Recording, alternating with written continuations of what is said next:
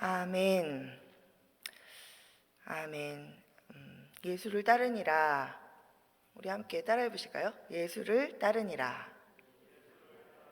아멘.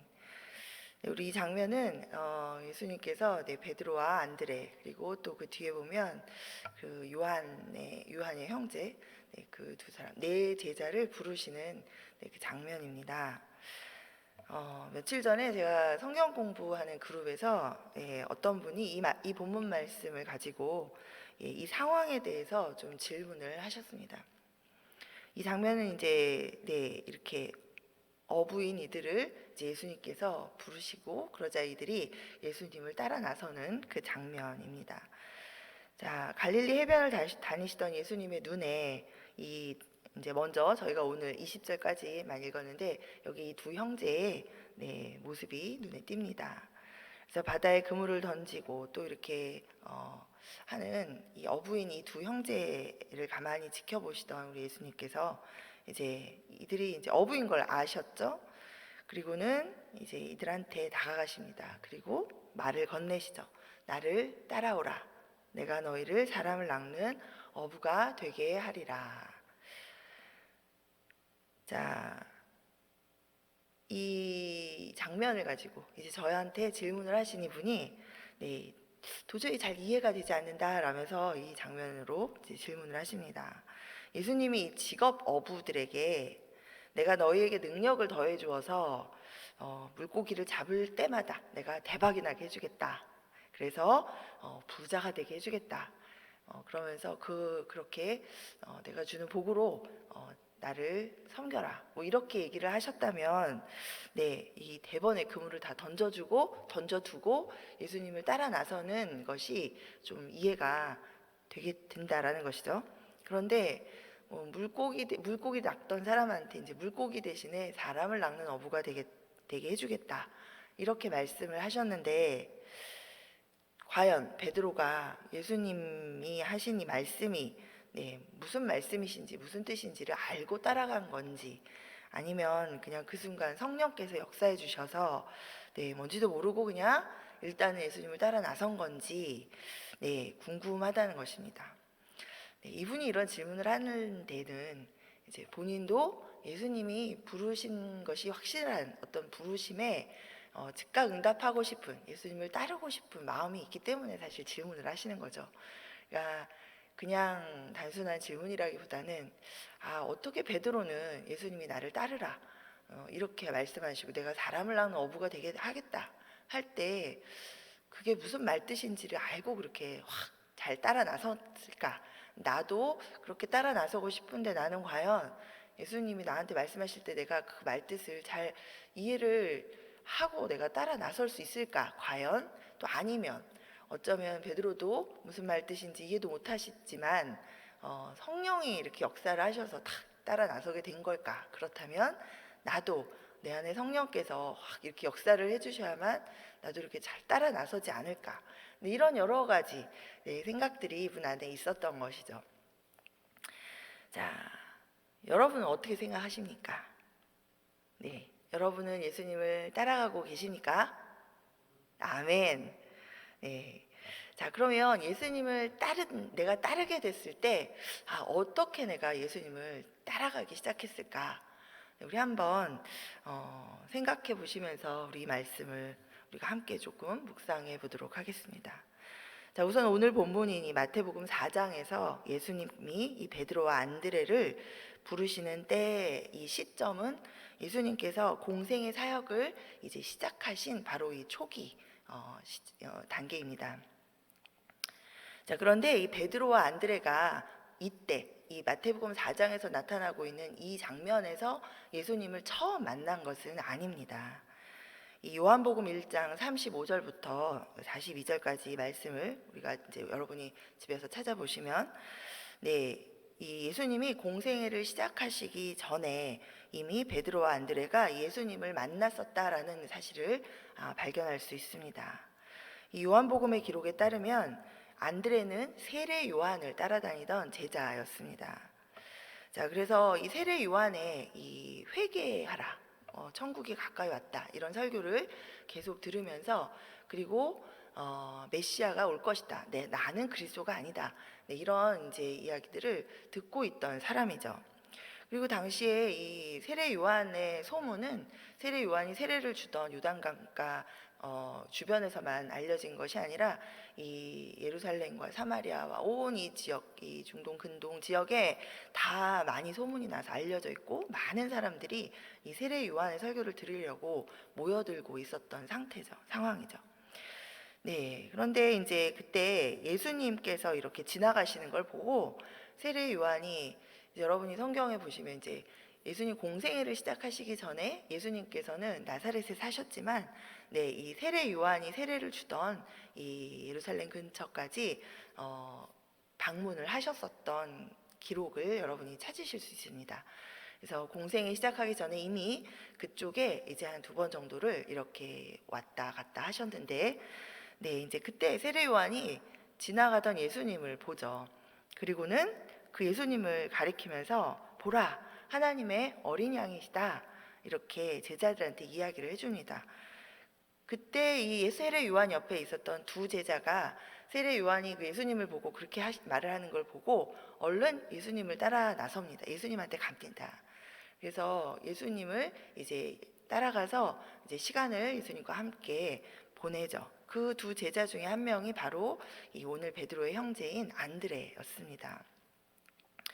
자, 그리고 그 다음에 그러니까 그렇게 예수님을 보고 나서 자기가 형제 베드로한테, 시몬 베드로에게 막 찾아가죠. 가가지고 내가 메시아를 만났다. 그러면서 와서 보라고, 메시아를 만나보라고 하면서 이 베드로를 예수님께 데리고 옵니다. 자, 그때 예수님이 시몬을 보았는데, 그때 이제 보시면서 예수님께서 네, 이렇게 말씀하시죠. 내가 요한의 아들 시몬이니 장차 게바라 하리라. 네, 게바는 번역하면 베드로라. 네, 이런 말씀으로 이 요한복음에 공생의 시작 전에 예수님이 베드로를 만났던 장면을 기록하고 있습니다. 자, 그러니 오늘 이 마태복음 본문에서 예수님이 베드로와 안드레를 부르실 때는 이들이 이미 그 전에 이 세례 요한이 예수님을 가리켜서 메시아다, 구원자다, 하나님의 어린 양이다 라고 말했었던 것을 이미 듣고 있었던 상황이고, 그리고 그 예수님을 만났던 일이 있었던 그런 상태이죠. 자, 그런 그들을 이제 예수님께서 찾아오신 것입니다. 예수님께서 나사렛에서 사시다가 이제 세례 요한이 감옥에 잡혀 들어가자 이제 공생애를 시작하십니다.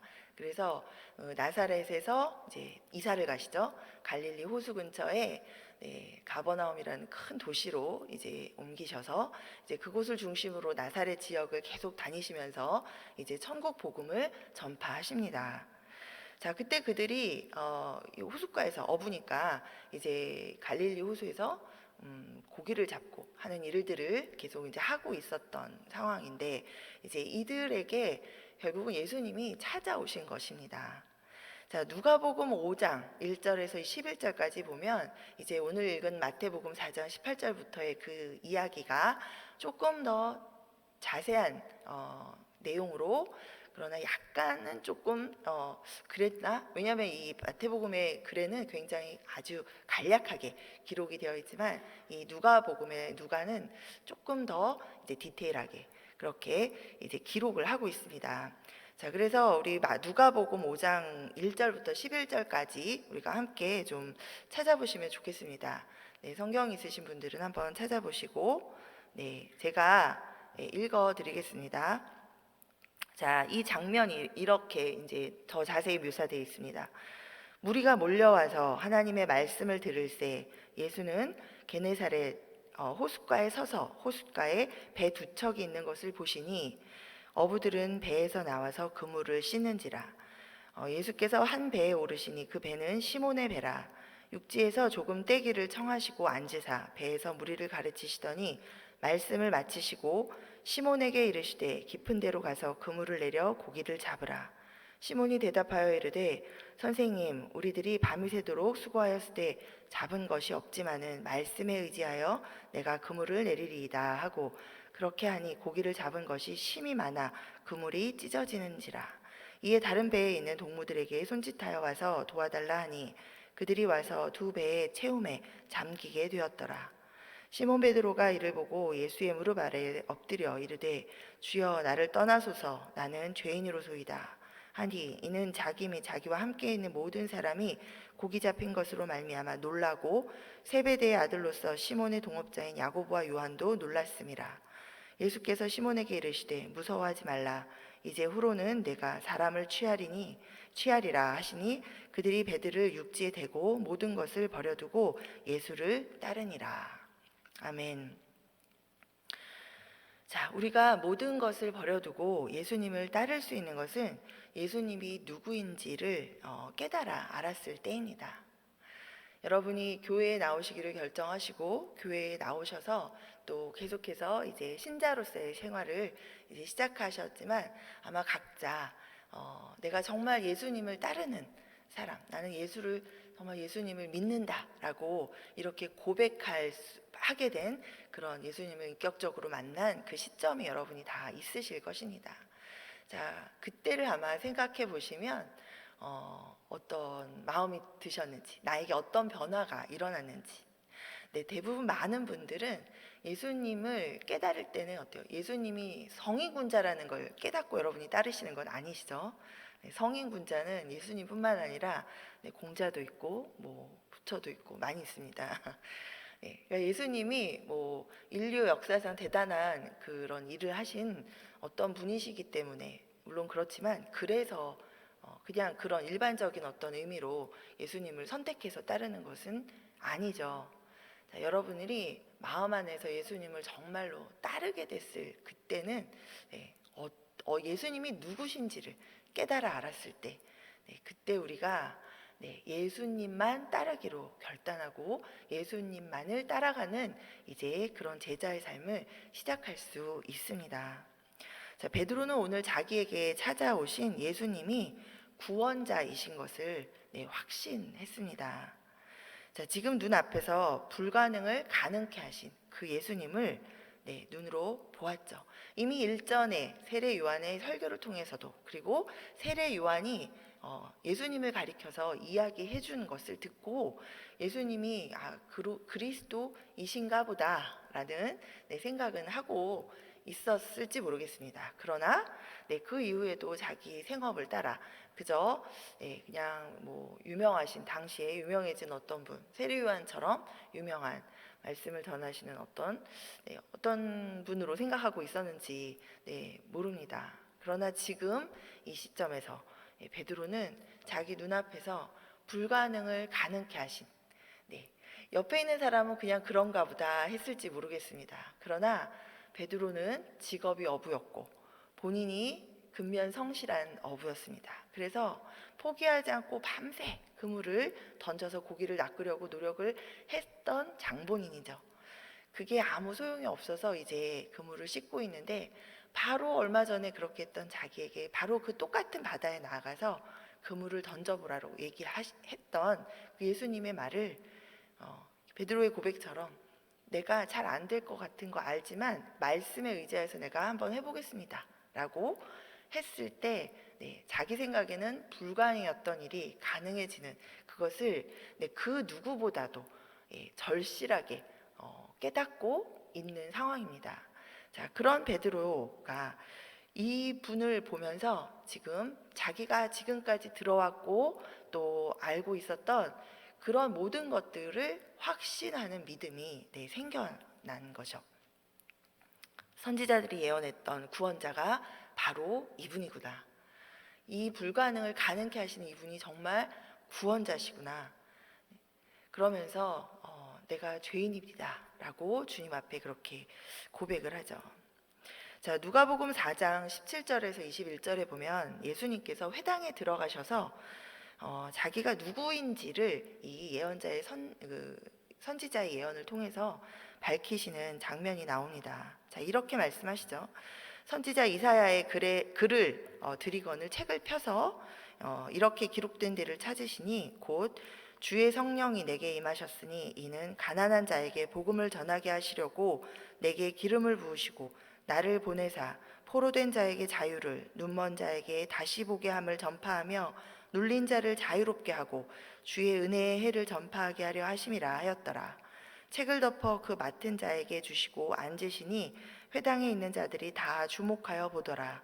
이에 예수께서 그들에게 말씀하시되 이 글이 오늘 너희 귀에 응하였느니라 하시니. 아멘. 자, 베드로는 자기의 능력이나 자기가 알고 있는 상식적인 환경을 모두 뛰어넘어서 이 일을 이루시는 이분을 보고 있습니다. 그리고 이분을 보면서 그동안 세례 요한이 얘기했던 구원자가 정말 이분이구나, 이제 믿기 시작했습니다. 자, 이런 분이 베드로를 향해서 이제 너를 사람을 낚는 어부가 되게 하겠다.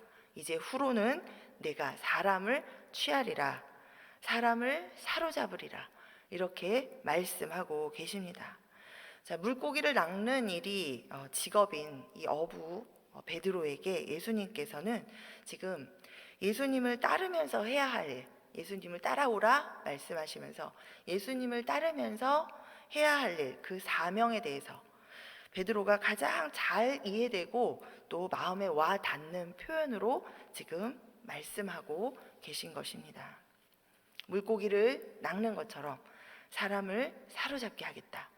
자, 다른 어떤 사람이 느끼는 것보다 이 베드로가 이 마음에 와 닿는 표현이었을 거예요. 자, 물고기를 낚으려면 기술도 필요하지만 자연 환경에 어떤 그 협조도 필요하고 이게 내 맘대로 되는 것은 아닌 것을 또 알고 있는 베드로. 그래서 이 물고기를 낚는 것이 어떤 것인지 더 잘 알고 있는 그 베드로에게 사람을 대신 낚게 하겠다라고 말씀하시죠. 그리고 그랬을 때 이 베드로는 이 예수님이 구원자, 그죠?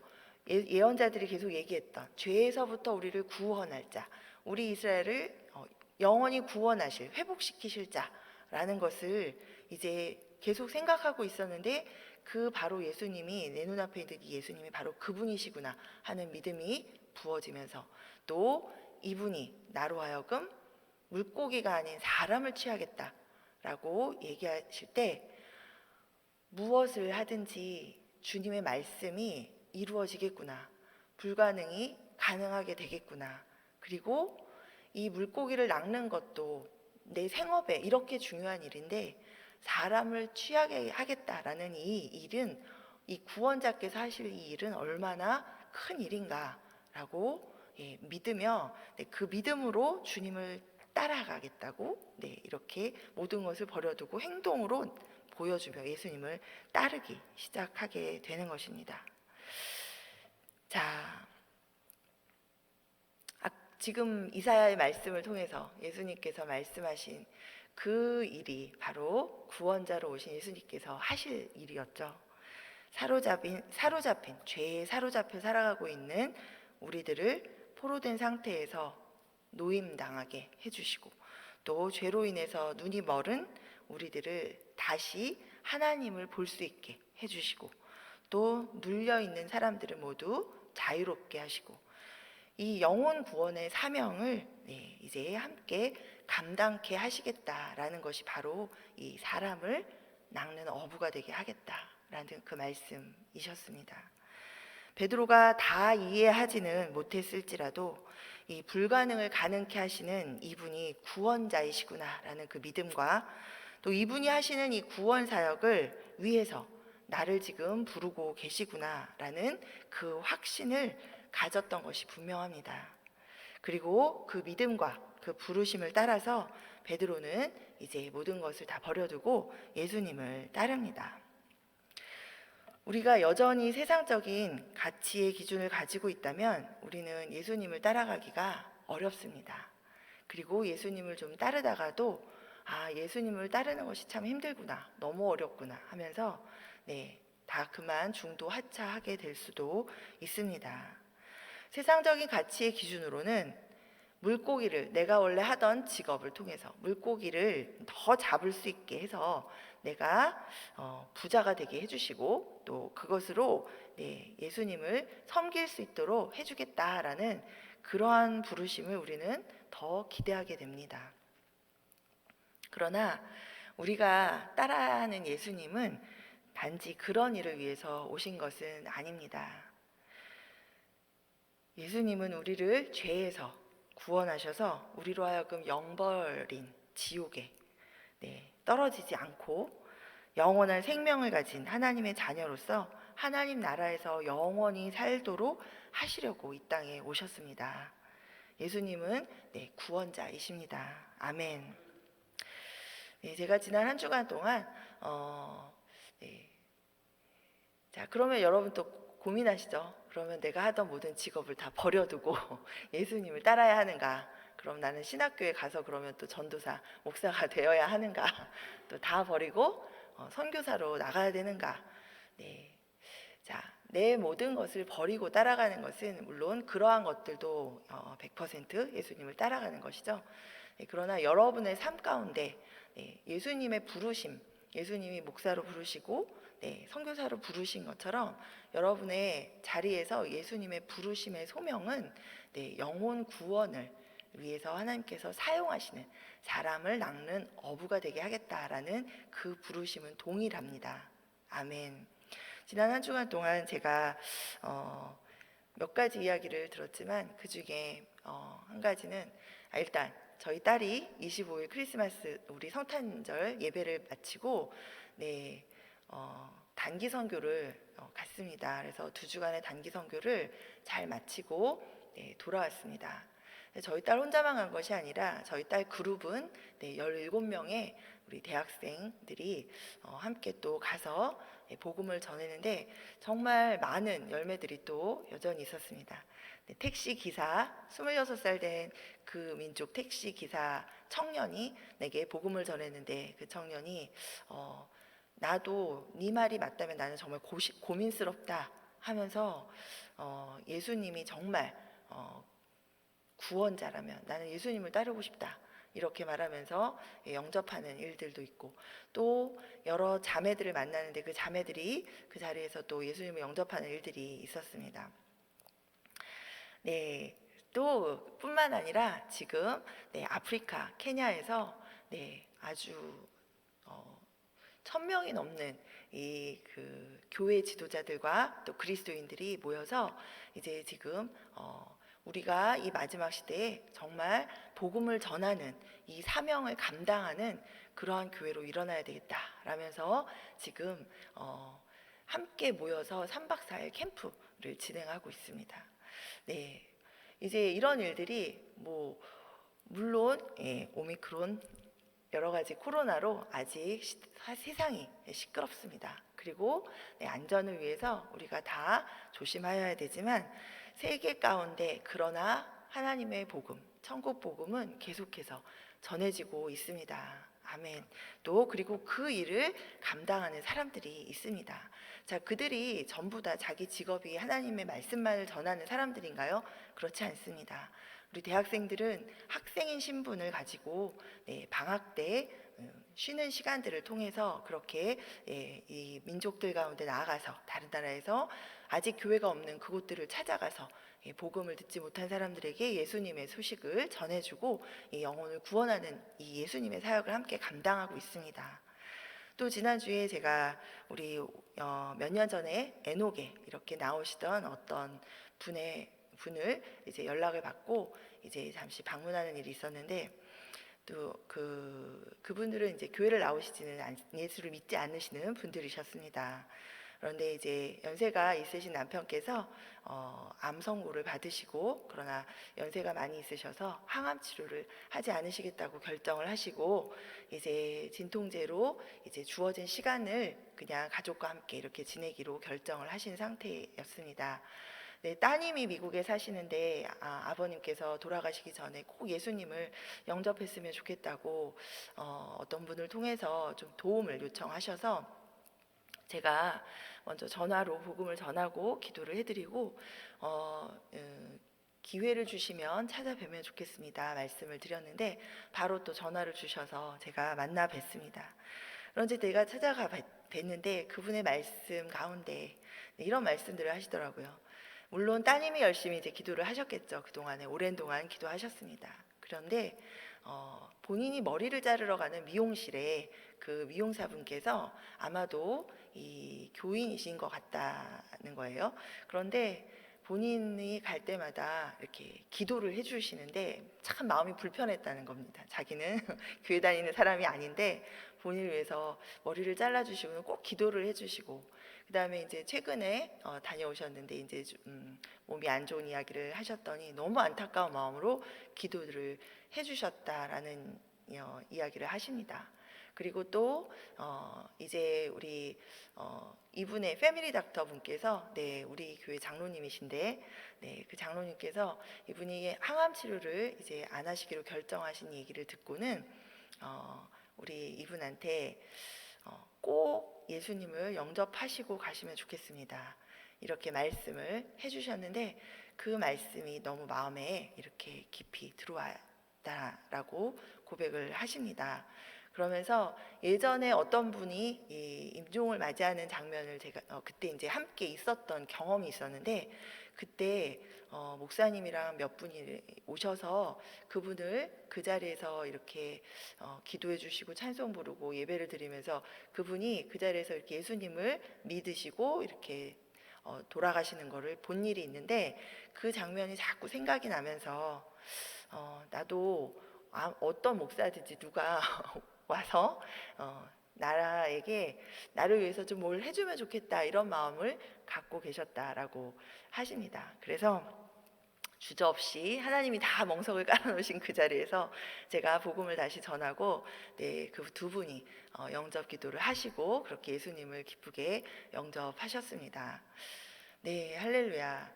자, 여기 이분의 이야기에만 등장하는 이 미용사 분과 그리고 의사 선생님 모두 크리스찬이십니다. 그리고 이분들이 바로 사람을 낚는 어부로 내가 너희를 사용하겠다 하는 주님의 그 말씀을 따라 이미 예수님을 따라가고 계신 분들의 삶입니다. 아멘. 우리 여러분이 어느 곳에 계시든지 우리의 삶 가운데 예수님을 전하는 일을 꼭 하시기 바랍니다. 예수님을 전한다는 것은 그냥 동화 속의 예수님을 전하는 것이 아니라 예수님이 구원자이심과, 그래서 예수님을 믿으면 죄에서 구원받아서 영원한 생명을 가진 자로 이 땅에서의 이 시간이 다가 아니라 이 땅에서 죽음 이후에 맞이하게 되는 정말 영원한 삶과 영원한 죽음 가운데서 우리를 영원한 삶으로 옮겨주시는 살아계신 하나님의 아들이신 것을 꼭 전하시기 바랍니다. 여러분이 직장에서 어떤 일을 하시던 또 어떤 시간에 무엇을 하고 살든지 간에 이 이야기를, 이 생명이 담긴 이 이야기를 한 사람에게라도 전하고 싶은 마음으로 가득하시고 불타시면서 하나님 내게 주어진 어떤 기회마다 내가 하나님의 이 생명을 전하는 사람으로 그렇게 그 삶을 살겠습니다라고 여러분이 고백하면서 날마다 결단하고 고백하며 사실 때 여러분은 베드로처럼 모든 것을 버려두고 예수님을 따르는 삶을 살고 계신 줄 믿습니다. 아멘. 우리 올 한 해 우리 모두 이 구원자 예수님을 따르는 진정한 그리스도인으로 살아가게 되기를 소망합니다. 물고기를 많이 잡아서 부자가 되게 해주겠다는 부르심을 기다리는 그런 세속적인 그리스도인이 아니라 사람을 낚는 어부가 되게 하겠다라는 그 영혼 구원 사역의 부르심에 기쁨으로 순종하면서 어떻게든지 내가 그 일을 쓰임받고자 하나님께 기도하며 간구하며 기회를 찾아서 기회를 주셨을 때 그렇게 일하는 그런 그리스도인이 되기를 소원합니다. 예수님은 우리의 능력이나 또 우리가 알고 있는 어떤 상식적인 상황들을 모두 다 뛰어넘어서 영혼을 구원하시는 분이십니다. 아멘. 우리가 먼저 하나님의 나라와 그의 의를 구하면서 나아갈 때 우리의 모든 필요와 또 우리의 간구들은 주께서 이미 아시고 주께서 가장 선하고 아름다운 방법으로 가장 정확한 때에 우리에게 넘치도록 더하여 채워주실 줄 믿습니다. 아멘. 아멘. 우리 모두 올 한 해 사람을 낚는 어부로 그렇게 부르신 예수님의 부르심을 따라가는 우리 모든 성도님들 그리고 서부장로 교회 되기를 간절히 소망합니다. 그리고 또 그 부르심을 따라서 열심히 예수님을 따라가는 우리들을 통해서 올 한 해 동안 하나님께서 큰 영광을 받으실 줄 믿습니다. 아멘. 우리 이 시간 함께 기도하겠습니다.